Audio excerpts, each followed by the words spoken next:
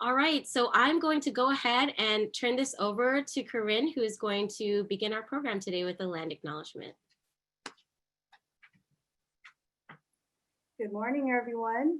It is an honor to be with you today. I am a proud Igorota from the Kalinga and Bontoc tribes.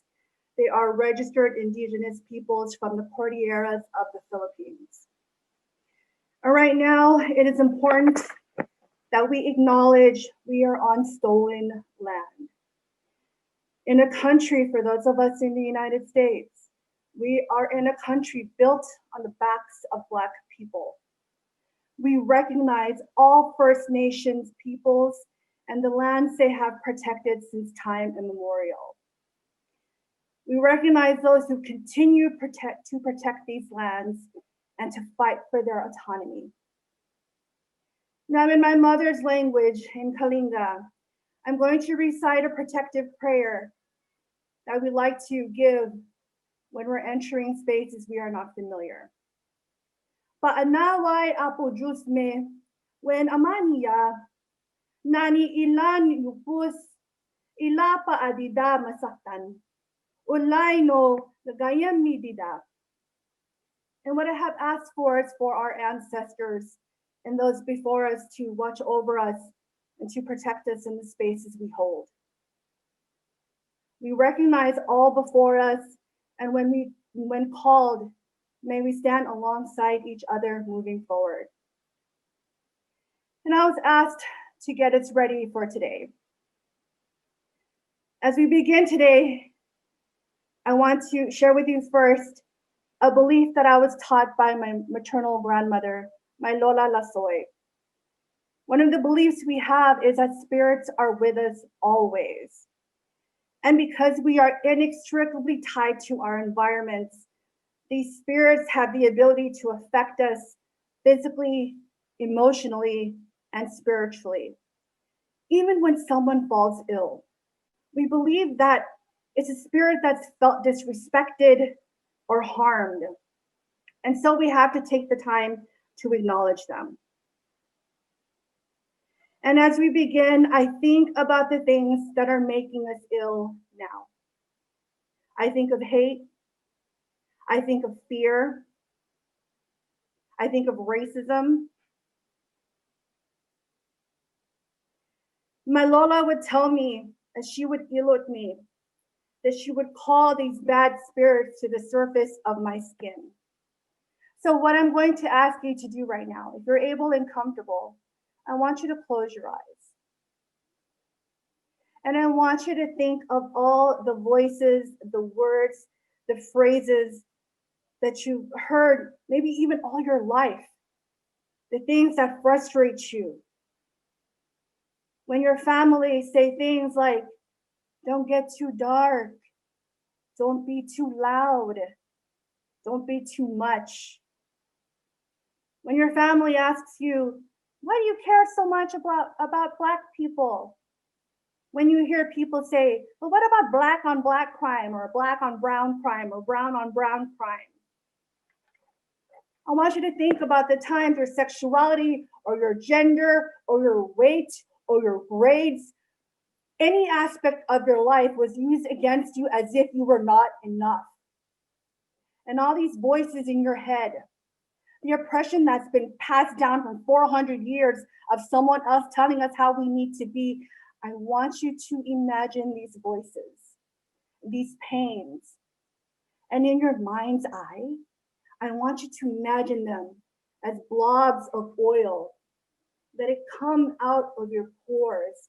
Let it come out of your body. Let it rest on your skin. And I want you to wipe them away. When my Lola would ilot me, massage me, she would call these spirits to the surface. I'm going to do that prayer right now.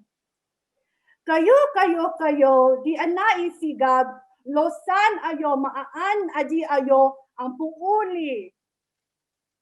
And what I'm asking these negative voices, these negative spirits, what I'm asking the anti-Blackness to do is to go away, to acknowledge the pain it has brought us, and to never return. And we're doing this because If we are going to show up for our Black siblings, we need to decenter ourselves.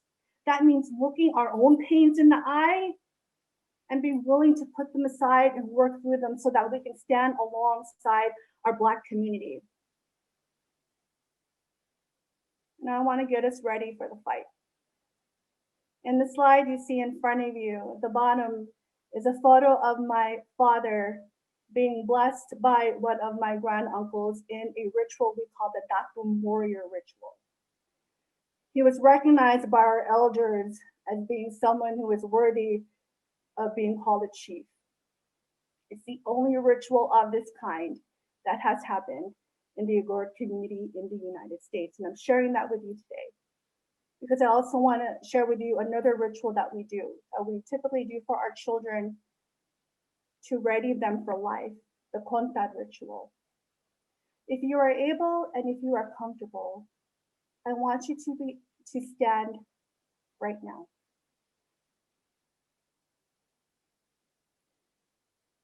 As you are standing, I want you to make note, even if you're wearing shoes or socks, even if you're on the second story of your apartment, it's okay. I want you to be cognizant of the bottom of your feet. During the Kontad, when we bless our children, we bless them at the bottom of their feet. It is the base of the body. It is the base of your legs, your spine. I want you to imagine all the history that lies on the land we're on now. I want you to imagine all the history that has happened before our lifetimes. I want you to think about the knowledge you're going to gain today. And I want you to imagine these as sources of strength and power coming up through the fibers of your muscles, coming up into your body, into your heart, into your mind, getting you ready for what lies ahead. I want you to think about the people in this Zoom right now, almost 1,000 of us getting ready to do this work. I want you to think about the loved ones you know who have your back and imagine them as your shields. I have next to me my father's head axe. It's a ting'an. That's what we call it in Bunto. And today we are going to take heads. We are going to take the heads off of racism. We are going to take the heads off of heteropatriarchy. We are going to take the heads off of white supremacy. We are going to take the heads off of capitalism, colonialism, imperialism, the things that have led to the kidnappings of people from Africa, to the pilfering of the Philippines. In the language of my father, the Ifuntoks, itao mang ayo ao. Let's go. Thank you.